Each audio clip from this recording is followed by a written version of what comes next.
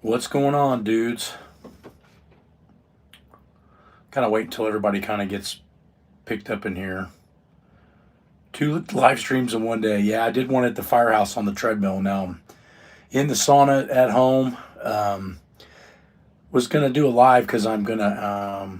Hey, what's going on, Baki? Gonna go on another edition of Table Talk with Dave Tate tomorrow, and I wrote down almost all afternoon quite a bit of notes on winning warm ups and complexity of training and a lot of references on different things. So it should be a really interesting talk because I kind of got a lot of the other stuff or a lot of the questions that I know are coming. I was able to kind of research and get some of my thoughts together before that happens. So again, a lot of people want higher level knowledge than just me kind of spouting. So I kind of dug in a little bit and got it back into my books.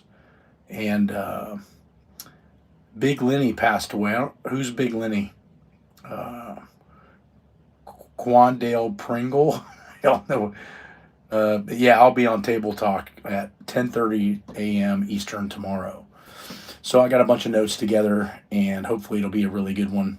I think Dave reached out and had people ask questions to answer on the Table Talk, so that'll be interesting. But yeah, so I think we're going to go into a lot of the winning warm ups. We're going to go into a lot of complexities of training. Like I said a little bit before, we're going to go into winning warm ups as far as are they beneficial for main lifts, because there's still a lot of people that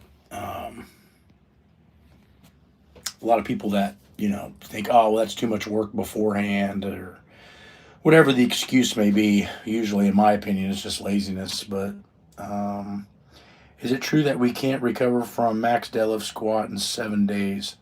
Well, it kind of depends on your background. If you're a really good athlete before you start lifting, you should be able to recover fairly quickly. But as you get stronger, you'll find that the recovery gets harder and harder as you hit your genetic limit.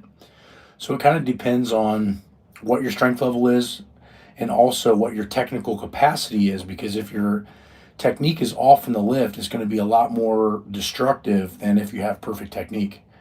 Um, the next clan meeting, I don't know. I got too many black friends for that shit. What's going on, Stefan? But I would say that what's going on, SC310.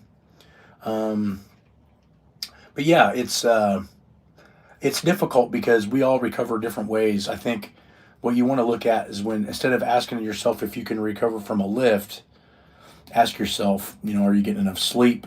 Or is your nutrition dialed in? Do you have low stress levels? Because those things are, in my opinion, as equal to or greater than what you're doing in the gym. But for me personally, once I got fairly strong, I didn't really deadlift super heavy, but about every 2 to 3 weeks.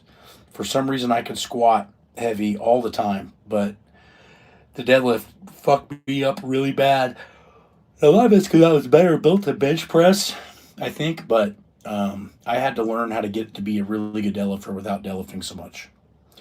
Um, Rockworm Steve Austin.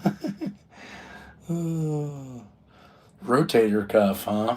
Uh, uh, Rotator cuff is an interesting muscle group because it's surrounded by a lot of stronger, more powerful muscle groups, but the rotator cuff is extremely important. Just ask anybody that's torn one and the degree of pain and discomfort and lack of possible mobility and performance that their shoulder can handle. Um, the rotator cuff is one of those muscles that knocked Eric Spoto out of training. So Eric Spoto had the world record in the bench somewhere around 733. This has probably been 12, 15 years ago. And he tore both of his rotator cuffs and had to retire from competing. So if you're really interested in lifting, the smaller muscles are the ones you should be putting a lot of focus into. So if you're following the Patreon workouts, you'll notice that we do a lot of rotator cuff work either at the end or the beginning of the lift. I'd say at least 20 or 30% of the year. And those are built in for a reason. Rotator cuff health is insanely important. And again, people talk about recovering and training through injuries. And in reality, the best way to train is to train with no injuries, because as soon as you have injuries that are limiting you, a lot of times that muscle will never be the same no matter how it recovers. So I'm always telling people to be very cautious about not getting injuries, because some of those detriments can be permanent, meaning you tear a rotator cuff, you might be able to heal it and get it better, but is it as good as it was before you tore it? Probably not. So that's why we have to train so insanely smart, is because working through injuries is far, far worse than working at a patient rate to where your body can adjust to training.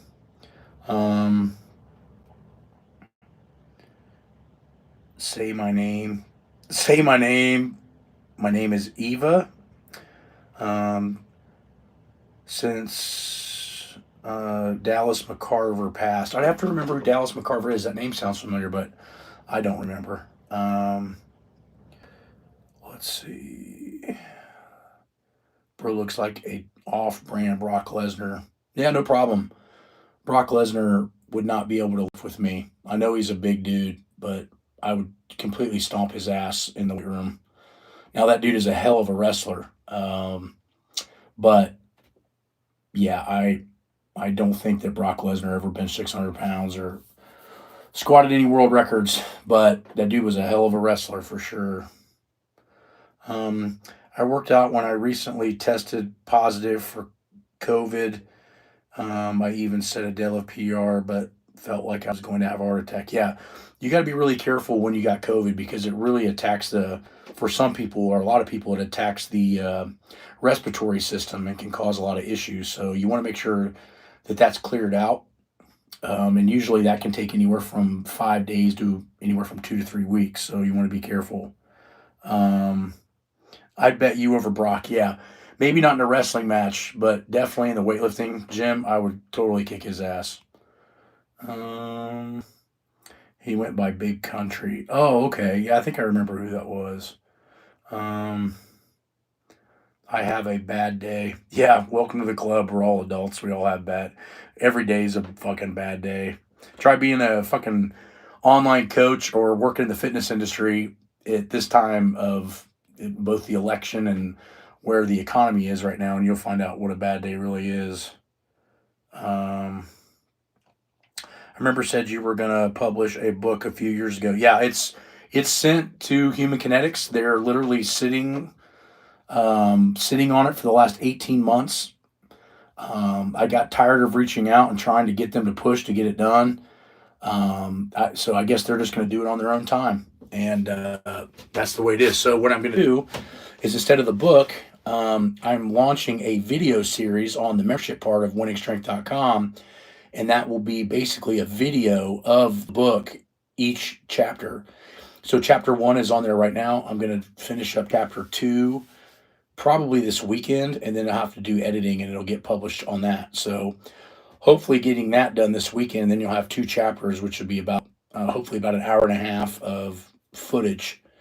But yeah, just pretty much focused on the table talk tomorrow, getting that knocked out, and putting out a good vibe for everybody to kind of listen to and be interested in, hopefully.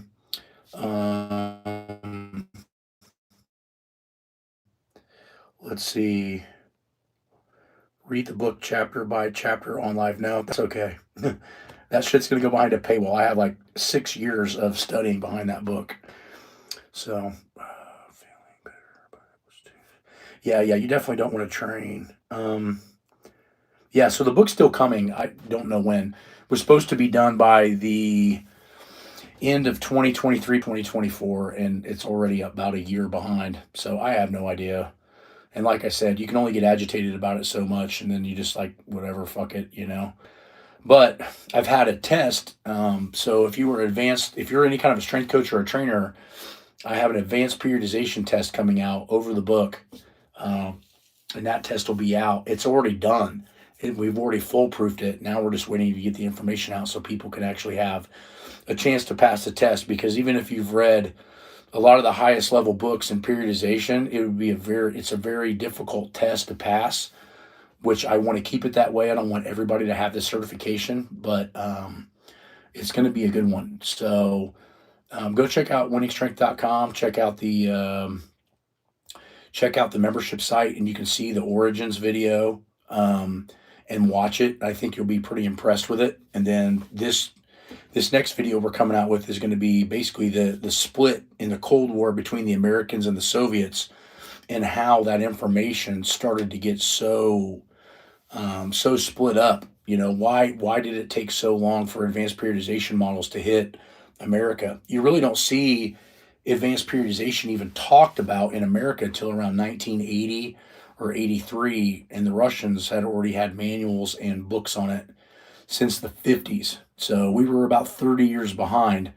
And then by 85 to 86, the advantages of what the Soviet Union had to offer and the Eastern Bloc countries had to offer for periodization was just exploding, versus in America, we were still following a bodybuilding mentality.